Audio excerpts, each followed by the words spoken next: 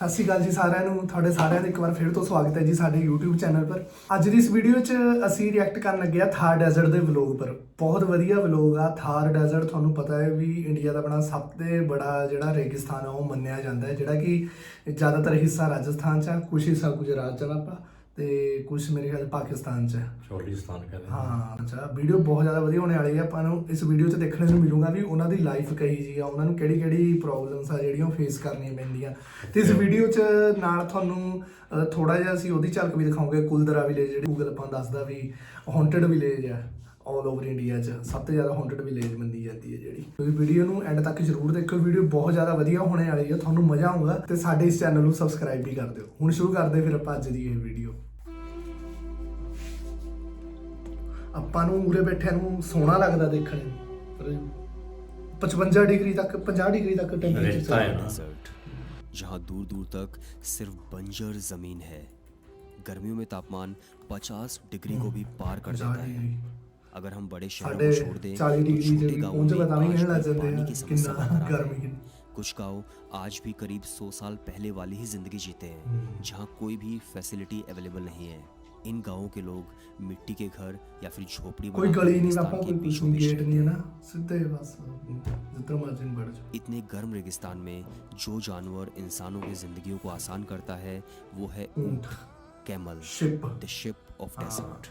Ship of desert. रेते भी चल के तो भज बहुत रहे खुश भज है। रहे 8 दिन तक ये रेगिस्तान च चल सकता मैं बिना पानी पिए। टूट विच इन जमा सारी कर समस्याओं के बाद भी यहाँ काफी खूबसूरती है, और महल वो है यहाँ के संगीत की खूबसूरती जो परंपराओं से चला आ रहा है। यहाँ के इतिहास की खूबसूरती, यहाँ के सभ्याचार शिल्प की, बहुत बढ़िया यहाँ पापा के देखने हाथ से वाला बनाई जाने राजस्थान वाली के नहीं? सारी कलाकृतियों है ना? की और न पुराना जाने कल्चर, कितनी रिच चीजों कल्चर। की। So this is ਰਿਆਨ ਪਰਾਗ ਵਰਗਾ ਹੈ ਰਾਜਸਥਾਨ ਦੀ ਟੀਮ 'ਚ ਖੇਡਦਾ ਜਿਹੜਾ ਕੈਪਟਨ ਹੈ। ਗੱਡੀ ਦਾ ਨਾਂ ਵੀ ਤਾਂ ਥਾਰ ਦਾ ਇਹਦੇ ਨਾਂ ਪਰੇ ਪਿਆ। ਹਾਂ,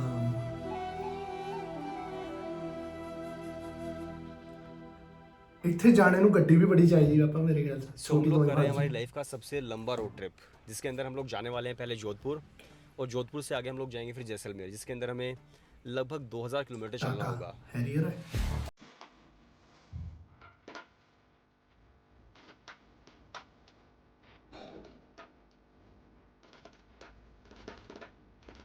Thar desert 2 lakh square kilometre का एरिया है, जिसका 85% पार्ट सिर्फ राजस्थान में ही है।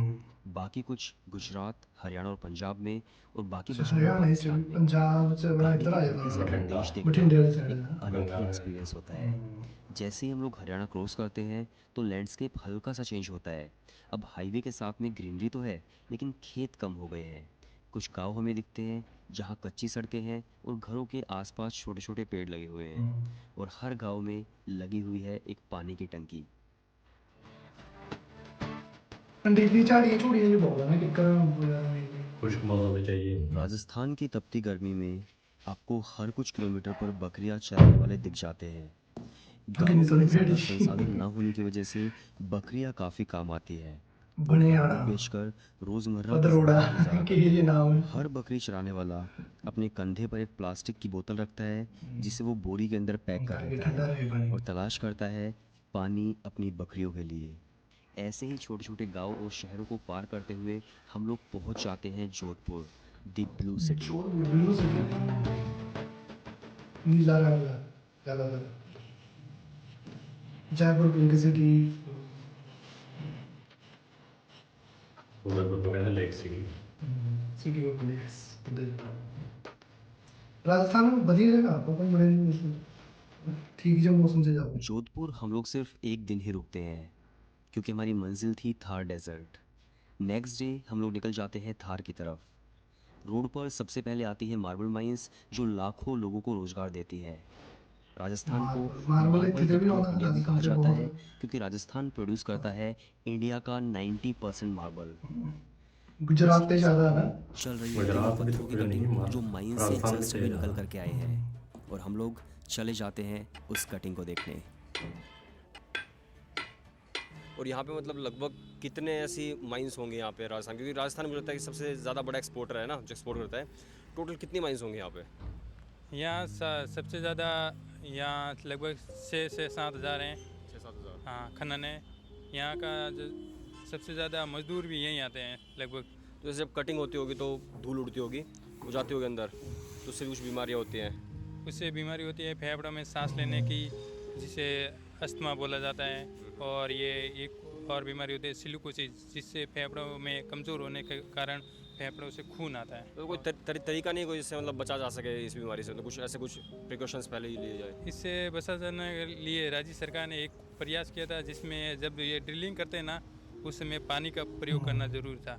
लेकिन ज़्यादातर मजदूर है ना वो यूज़ नहीं करते पानी का, इसलिए वो फेफड़ों के अंदर जाते हैं और फिर वो फेफड़ों के अंदर मतलब तो रोग बहुत पैदा खराब कर दो ये सब जानने के बाद हम लोग आगे बढ़ जाते हैं और फिर हमें कुछ ऐसी चीज़ देखने को मिलती है। Wind mill. बहुत बढ़िया होंदियां है। कभी देखी मैं भाई, विंड एनर्जी 40 मंजिला प्रोसेस के में बराबर है टावर। सबसे बड़े स्टेट्स में से एक है। यहाँ लगभग 3000 से 5000 विंड मिल्स हैं, जिन्हें अब विंड टर्बाइंस कहा जाता है। ये साल भर में लगभग 5200 मेगावाट तक की 24 घंटे इलेक्ट्रिसिटी घूमते ही प्रोड्यूस रहते करती हैं है। ना। इतनी बिजली हवा का चली हुई जाती जैसे है। 2 बड़े आपे शहरों घूम के जाते लिए जिधर हवा का काफी रुख होता है। है। थार डेजर्ट इन विंड टर्बाइंस में काफी बड़ा रोल प्ले करता है। प्रोपेलर ਤਾਂ क्योंकि ਹਲਕੇ ਹੀ यहाँ ਹੁੰਦੇ मिलता ਹੋਣੇ है ਨਾ। इन्हें खुला प्रोपेलर 20 मंजिला के बराबर होता है एक। जिससे कंटिन्यूअसली मूव कर सकती है। ਨਹੀਂ ਉਹ सुबह ना ਹਲਕੇ ਹੀ ਹੁੰਦੇ बिल्कुल ਹੋਣੇ, ਬਹੁਤੇ नीचे आ ਭਾਰੀ गया ਤਾਂ हूँ। ਨਹੀਂ घूमूंगे। और भाई ये ना पूरा एक रूम जितना बड़ा है, और मैं लाइट ऊपर हाउस देख रहा हूँ ना, ਵਿੱਚ चढ़ के काम करते इससे हैं ज़्यादा ऊपर। बड़ा स्ट्रक्चर ना मैंने मेरी लाइफ में कभी नहीं देखा है। बहुत ज़्यादा बड़ा है।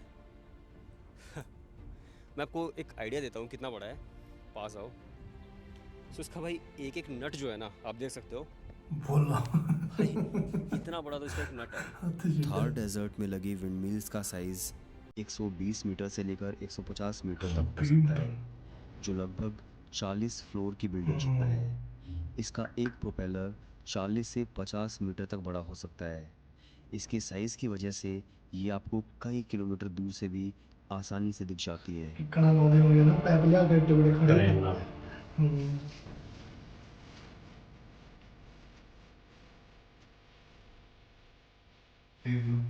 टेक्नोलॉजी।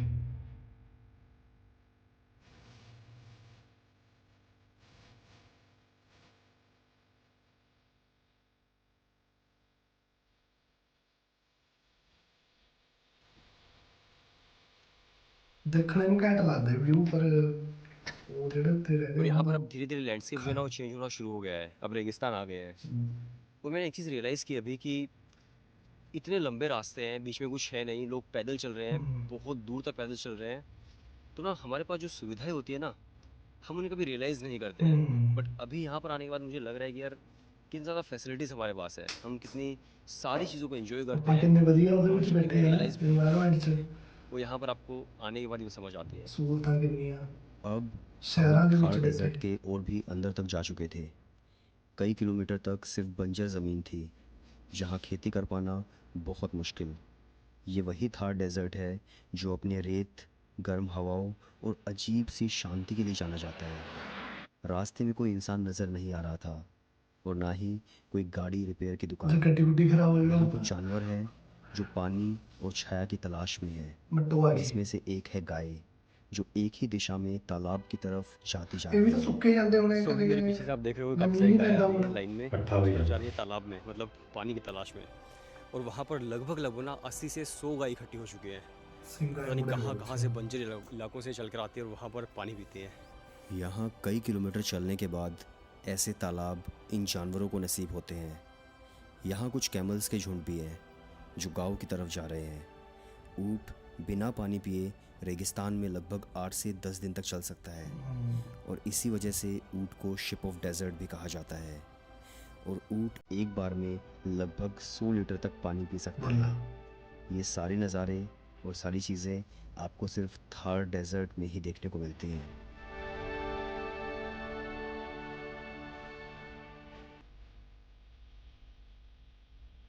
पिछला 8 किलो। डेजर्ट का मतलब सिर्फ सैंड ड्यून्स नहीं होते। सैंड ड्यून सिर्फ एक पार्ट होता है डेजर्ट का, और उसी डेजर्ट को पार करते हुए अब हम पहुंच चुके थे Kuldhara, Kuldhara. The most haunted village of Thar desert. 18th century में ये गांव पालीवाल ब्राह्मणों ने बसाया था। वहाँ पर उनकी बस्ती हुआ करती थी, बाजार लगते थे, दुकानें लगती थी, लोग बहुत खुशी से रहते थे। फिर एक रात अचानक से पूरा नहीं जी गाँव वीरान जगह पर सब दिन में भी डरी जावा बंदा घूमदा ऊपर देखे तो उत्थे आवाज़ां आउंदियां दिखदे भी है किन्ना नूं उत्थे। अगर आप अंदर आते हैं तो यहाँ पर आपको पूरा स्ट्रक्चर दिखता है घर का, कि भाई एक रूम इस तरफ है, एक खिड़की बनी हुई है, कुछ रूम्स उस तरफ है, कहीं पर किचन होगी। तो प्रॉपर जो स्ट्रक्चर है ना घर का, वो आपको यहाँ पर देखने को मिलता है। और जाते हुए ब्राह्मणों ने यहाँ पर श्राप दिया कि ये गांव कभी दोबारा नहीं बस पाएगा। और यहाँ से जाने का कारण था यहाँ का रूलर सालिम सिंह, जो गांव से लड़कियाँ मंगवाता था। तब से लेकर अब तक इस गांव को कोई भी नहीं बसा पाया, और ये गांव जाना जाता है the most haunted village of Thar desert.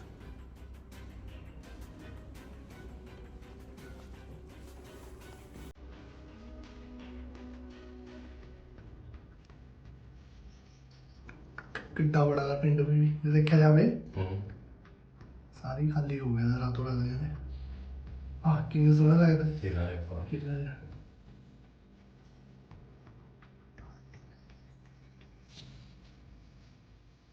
वो लाइट जी कितनी सोहनी लगती बदला वाले रोशनी पीछे। आता इधर भी आਉਂਦੇ ਫਿਰਦੇ ਹੁੰਦੇ ਆਪਣੇ ਕੋਲ ਹੱਥਾ ਪਤਾ ਨਹੀਂ ਕੀ ਕਹਿੰਦੇ ਇਹਨੂੰ। ਬਾਜ ਦੀ ਬਹੁਤ ਸੋਹਣੀ।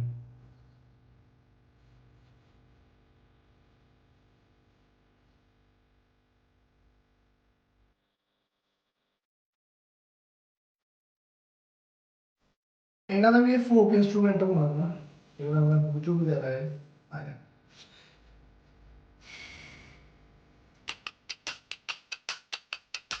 ਠੀਕ ਹੈ पूरा फील दे रहा हो म्यूजिक का।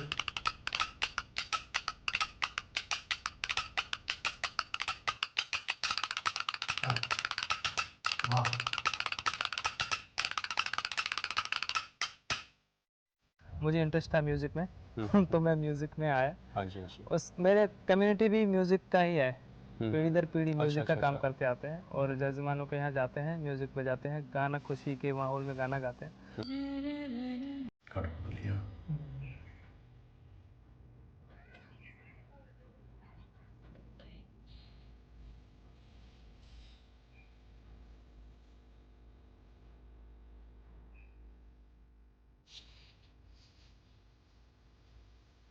सर मेरे दादा परदादा ये काम करते थे। ये मेरे पापा ने मुझे सिखाई, मेरे पापा को मेरे दादा ने सिखाई। उस टाइम सर ये कला फेमस थी ना, उस टाइम ये कला फेमस थी। अब ये होलसेल करने लग गए, वैसे हमारा ये कला तो हमारी है, जिसकी कला नहीं है वही ये बेच रहे हैं ना। होलसेल के अंदर सर नखरे बहुत करते हैं इसमें लेने में। वो कहते हैं कि इसका मुँह ऐसा है, इसका मुँह ऐसा है। हम कहते हैं आप खुद ही बना लो इससे अच्छा। मशीन का काम था ना सर, पूरा हैंड वर्क है, पूरा हाथों से बना हुआ है। सर ये पूरी बनी हुई है, इसमें रानी एंड राजा, एक नहीं, राजा एंड रानी। अच्छा डेकोरेशन के दो लिए हाथ आते से मुंह हैं, बनाए हुए कोई बच्चों को खेलने के लिए ले आते हैं, कोई किसी को गिफ्ट देने के लिए ले आता है। Sketch artist. जोधपुर में पॉपुलर है बैंगल मार्केट, रात जहाँ में लोग अपने चूड़ियाँ। हाथ से लाख की चूड़ियाँ बनाते हैं। सबसे पहले लाख पर रंग लगाया जाता है, लाल, हरा, नीला, पीला, जो भी आप चाहो। फिर उसे कुछ देर गर्म किया जाता है धीमी आंच पर। लाख धीरे धीरे नरम होना शुरू हो जाता है। पूरी तरह से सॉफ्ट हो जाने के बाद कारीगर उसे लंबा करता है और बेल करके गोल आकार दे देता है। फिर वो धीरे धीरे चूड़ी की आकार में आ जाता है। फिर उसकी चूड़ी। साइजिंग होती है आपके हाथ के हिसाब से। इस प्रोसेस के अंदर लगभग 4 से 5 मिनट लगते हैं और आपकी दोनों चूड़ियाँ बनकर एकदम तैयार हो जाती हैं। कितने सोना लगते हैं पापा इतना जिथे मर्जी ਨੂੰ ਵੜ ਜਾਓ ਨਾ। ਮਾੜੀ ਗੱਡੀ ਥੋੜਾ ਫਿਰ ਵੀ ਉਹੀ ਕਹਿੰਦਾ ਵੀ ਛੋਟੀ ਟਾਇਰਾਂ ਵਾਲੀ ਗੱਡੀ ਤਾਂ ਜ਼ਮੀਨ ਚ अब ਲੱਗੀ। हम लोग चले जाते हैं ऐसे गांवों के अंदर जो रेगिस्तान के बीचों बीच बसे हैं। ये गांव खूडी विलेज क्रॉस करके आगे आते हैं। यहाँ पर रोड एक टाइम पर रुक जाती है और फिर आपको जाना होता है रेगिस्तान के बीच में अपनी गाड़ी लेकर, जहाँ पर छोटे छोटे पेड़ हैं और उन पेड़ों ਕਿੱਥੇ के ਗਰਮ बीच से ਮੈਨੀ होते ਉਹਨਾਂ हुए ਮਿੱਟੀ में ਤੁਰ के आਉਂਦੇ जाते ਨੇ हैं गाँवों में। ਇੰਨੀ दूर तक देख लो। यहाँ पर कुछ घर काली मिट्टी के मिट्टी बने में हुए देखते हैं हो। तो कुछ घर छप्पर के। जब पीक समर्स होती है तो टेम्परेचर 55 डिग्री को भी पार कर सकता है, और इतने टेम्परेचर को कंट्रोल करने के लिए मिट्टी और छप्पर के घर ही काम आते हैं। जब आप गाँव को देखते हैं तो गाँव के अंदर कोई भी गली नहीं है, सीधे घर बने हुए हैं और बीच में है सिर्फ मिट्टी। पूरे गांव के अंदर ना कहीं भी किसी तरह की रोड नहीं है, सिर्फ मिट्टी है, एकदम रेगिस्तान। अगर आप आ रहे हो गाड़ी लेके तो कहीं से भी आ सकते हो। यहाँ तक कि कुछ गाँवों के अंदर आज भी नेटवर्क नहीं आया है। लोग आज भी अपनी ज़िंदगी बहुत पुराने ज़माने की तरह ही जीते हैं। कुएं पर जाना, पानी भरना या फिर टैंकर मंगवाना और पानी को स्टोर करना। बाल्टियां ते वो प्लास्टिक दे आगे कड़े। यहाँ पे बिजनेस चलता है तो भी वो भेड़ बकरी चराने का होता है, और खेती जब होती बरसात होती है तब खेती करते हैं।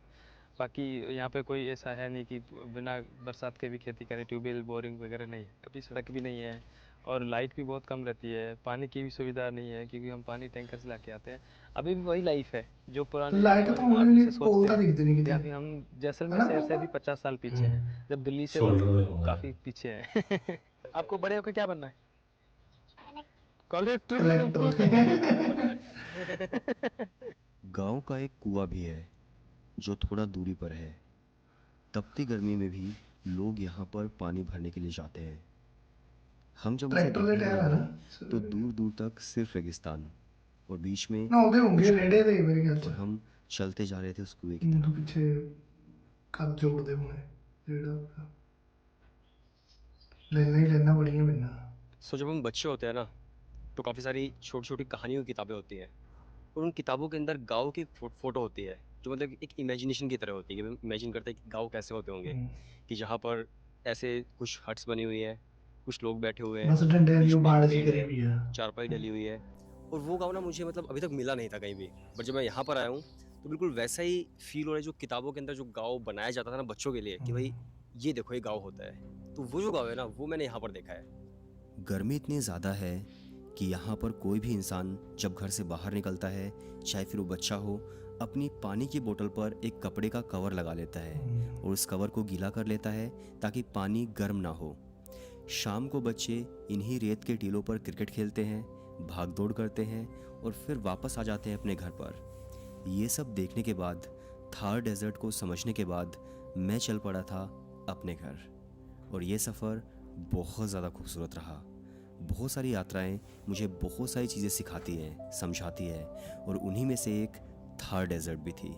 सो मिलते हैं नेक्स्ट वीडियो के अंदर, तब तक के लिए बाय बाय एंड टाटा। ਹਾਂ ਪਾਪਾ ਗੱਲ ਤਾਂ ਵੈਸੇ ਸਹੀ ਆ ਵੀ ਆਪਾਂ ਇੰਨੀ ਸਹੂਲਤਾਂ 'ਚ ਬੈਠੇ ਫਿਰ ਵੀ ਸ਼ੁਕਰ ਨਹੀਂ ਕਰਦੇ ਹੈਗੇ। ਅਰੇ ਇਹ ਜਗ੍ਹਾ ਜਾ ਕੇ ਯਾਦ ਆਉਂਦਾ ਵੀ ਅਸੀਂ ਤਾਂ ਬਹੁਤ ਵਧੀਆ ਬੈਠੇ ਆ। ਉਹੀ ਕਹਿੰਦਾ ਵੀ ਆਪਾਂ ਛੋਟੀ ਛੋਟੀ ਖੁਸ਼ੀਆਂ ਨੂੰ ਵੀ ਮੂੰਹ ਨਹੀਂ ਕਰਦੇ ਹੈਗੇ, ਇਗਨੋਰ ਕਰ ਦਿੰਦੇ ਆ। ਇਗਨੋਰ ਕਰ ਦਿੰਦੇ ਆਪਾਂ ਨੂੰ ਜਦ ਪਤਾ ਲੱਗਦਾ ਜਾਂ ਫਿਰ ਆਪਾਂ ਇਹ ਛੋਟੀਆਂ ਜਗ੍ਹਾ ਖੁਸ਼ੀਆਂ ਨੂੰ ਪਰ ਮਨਾਉਂਦੇ ਨਹੀਂ, ਬੜੀਆਂ ਨੂੰ ਉਹ ਦੇਖੀ ਕਿੱਥੇ ਜਾਂਦੇ ਆ। ਬੈਠੇ ਆ। ਹੋਰ ਲੋਕ ਕਿਸ ਤਰ੍ਹਾਂ ਸਰਵਾਈਵ ਕਰ ਰਹੇ, ਪਰ ਉਹ ਇਹਦੇ ਵਿੱਚ ਵੀ ਖੁਸ਼ ਆ। ਉਹੀ ਕਹਿੰਦੇ ਉਹ ਇਹਦੇ 'ਚ ਵੀ ਖੁਸ਼ ਆ, ਆਪਾਂ ਦੇ ਵੀ ਖੁਸ਼ ਆ ਜ਼ਿਆਦਾ। ਉਹ ਜਨਮ ਭੂਮੀ ਆ ਉਹਨਾਂ ਦੀ, ਸਾਨੂੰ ਇੰਨੇ ਏਸੀ ਮਿਲੇ, ਉਹ ਇੰਨੀ ਸਹੂਲਤਾਂ ਸਿੱਧੀ ਮਿਲੀਆਂ, ਸੌਖੀ ਜ਼ਿੰਦਗੀ। ਪਰ ਉਹ ਆਹ ਜ਼ਿੰਦਗੀ 'ਚ ਸਾਡੇ ਨਾਲੋਂ ਜ਼ਿਆਦਾ ਖੁਸ਼ ਹੈ ਕਿ ਨਹੀਂ ਆਪਾਂ? ਸਿੰਪਲ ਲਾਈਫ 'ਚ ਬਣਾ ਨਾ, ਬੇਸ਼ੱਕ ਕੋਈ ਉਹਨਾਂ ਭੱਜ ਦੌੜ ਨਹੀਂ ਜ਼ਿੰਦਗੀ। ਰੋਜ਼ਮर्रा ਦੀ ਜ਼ਿੰਦਗੀ ਆ, ਫੇਰ ਵੀ ਉਹਨਾਂ 'ਚ ਆਪਣਾਪਨ ਆ, ਨਾਲ ਸਾਰੇ ਸਾਂਝੇ ਘਰ ਨਾ ਕੋਈ ਉਹ ਹੁਣ ਤਾਂ ਫੇਰ ਚਲੋ ਸਹੂਲਤਾਂ ਹੋ ਗਈਆਂ, ਫੋਨ ਹੋ ਗਏ, ਗੱਡੀਆਂ ਕਾਰਾਂ ਮੋਟਰਸਾਈਕਲ ਹੋ ਗਏ, ਬਿਜਲੀ ਆ ਗਈ, ਸੋਲਰ ਆ ਗਿਆ। ਅਜੇ ਤਾਂ 50 ਸਾਲ ਪਹਿਲਾਂ ਲਾਓ ਅੰਦਾਜ਼ਾ। ਪਰ ਹੁਣ ਵੀ ਕਈ ਪਿੰਡ ਹੈਗੇ ਇੰਡੀਆ ਦੇ, ਬਹੁਤ ਜਗ੍ਹਾ ਹੈ ਜੀ ਜਿੱਥੇ ਅੱਜ ਵੀ ਲਾਈਟ ਤੱਕ ਨਹੀਂ ਹੈ। ਸਾਰੇ ਰੰਗ ਹੈ ਦੁਨੀਆ ਵਿੱਚ। ਦੁਨੀਆ 'ਚ ਸਾਰੇ ਰੰਗ ਮਾਣਨੇ ਵੀ ਚਾਹੀਦੇ ਆ। ਸਾਨੂੰ ਲੱਗਣ ਲੱਗ ਜਾਂਦੇ ਵੀ ਇਹ ਕਿਸ ਤਰ੍ਹਾਂ ਰਹਿੰਦੇ ਹੋਣੇ, ਪਰ ਉਹਨਾਂ ਲੋਕਾਂ ਨੂੰ ਵਧੀਆ ਲੱਗਦਾ। ਉਹਨਾਂ ਨੂੰ ਇਹੀ ਚੀਜ਼ ਵਧੀਆ ਉਹਨਾਂ ਦੀ ਜਨਮ ਸਹੀ ਭੂਮੀ ਗੱਲ ਆ। ਉਹ ਨਹੀਂ ਛੱਡ ਸਕਦੇ, ਬਹੁਤ ਵਧੀਆ। ਵੈਸੇ ਗੱਲ ਵੀ ਹੈ ਵੀ ਅਸੀਂ ਆਪਣੀ ਜੜਾ ਭੁੱਲੇ, ਮਕਾਨ ਵਾਪਾ ਪੱਕੇ ਹੁੰਦੇ ਜਾ ਰਹੇ ਆ, ਰਿਸ਼ਤੇ ਕੱਚੇ ਹੁੰਦੇ ਜਾ ਰਹੇ ਆ। ਔਰ ਉੱਥੇ ਮਕਾਨ ਕੱਚੇ ਆ ਬੇਸ਼ੱਕ, ਪਰ ਰਿਸ਼ਤੇ ਹੁਣ ਪੱਕੇ ਆ। ਉਸੇ ਉਹਦੇ ਪਰ ਆ ਗਏ ਨਾ ਲੋਕ, ਸ਼ਹਿਰਾਂ ਵਿੱਚ ਵੀ ਸ਼ਹਿਰਾਂ ਤੇ ਦੂਰ ਜਾਂਦੇ ਆ ਇਕਾਂਤ ਦੇ ਵਿੱਚ। ਉੱਥੇ ਵੀ ਅਸੀਂ ਮਿੱਟੀ ਦੇ ਮਕਾਨਾਂ ਵਿੱਚ ਰਹਿਣਾ, ਛੱਪਰ ਪਾ ਕੇ ਰਹਿਣਾ ਹੈ, ਇਕਾਂਤ ਵਿੱਚ ਰਹਿਣਾ ਹੈ। ਉਹ ਸਾਰੀਆਂ ਚੀਜ਼ਾਂ ਤੇ ਅੱਕ ਕੇ, ਸਟ੍ਰੈਸ ਟੈਨਸ਼ਨ ਭੌਤਿਕ ਦੂਰ ਵਾਸਤੇ ਅੱਕ ਕਰਦੇ ਕੇ ਲੋਕ ਜਾਂਦੇ ਜੀ, ਇੱਥੇ ਪਿੰਡਾਂ 'ਚ ਜਾਂਦੇ ਆ, ਦੂਰ ਦੂਰ ਇੰਜੋਏ ਸ਼ਾਂਤੀ ਕਰਨ ਜਾਂਦੇ ਆ। ਵੀ ਆਪਣੀ ਰੋਜ਼ਮर्रा ਦੀ ਭੱਜ ਨੱਠ ਤੇ ਆਮ ਥੋੜਾ ਇਨਸਾਨ ਸ਼ਾਂਤੀ ਲੱਭਦਾ ਸਾਧਨਾ ਵਿੱਚ ਸ਼ਾਂਤੀ ਥੋੜੋ। ਚਲੋ ਇਹ ਤੀ ਜੀ ਅੱਜ ਦੀ ਵੀਡੀਓ। ਉਮੀਦ ਆ ਤੁਹਾਨੂੰ ਵੀ ਵੀਡੀਓ ਬਹੁਤ ਵਧੀਆ ਲੱਗੀ ਹੋਊਗੀ ਤੇ ਕੁਛ ਨਾ ਕੁਛ ਜ਼ਰੂਰ ਸਿੱਖਣ ਨੂੰ ਮਿਲਿਆ ਹੋਊਗਾ। ਤੇ ਇਸ ਵੀਡੀਓ ਨੂੰ ਲਾਈਕ ਕਰ ਦਿਓ, ਇਹਨੂੰ ਵੱਧ ਤੋਂ ਵੱਧ ਸ਼ੇਅਰ ਕਰ ਦਿਓ ਤੇ ਇਸ ਤਰ੍ਹਾਂ ਦੀਆਂ ਵੀਡੀਓਜ਼ ਦੇਖਣ ਵਾਸਤੇ ਸਾਡੇ ਇਸ ਚੈਨਲ ਨੂੰ ਕਰ ਦਿਓ ਸਬਸਕ੍ਰਾਈਬ। ਹੁਣ ਮਿਲਦੇ ਆ ਤੁਹਾਨੂੰ ਅਗਲੀ ਵੀਡੀਓ 'ਚ, ਉਦੋਂ ਤੱਕ ਲਈ ਸਤਿ ਸ੍ਰੀ ਅਕਾਲ ਜੀ।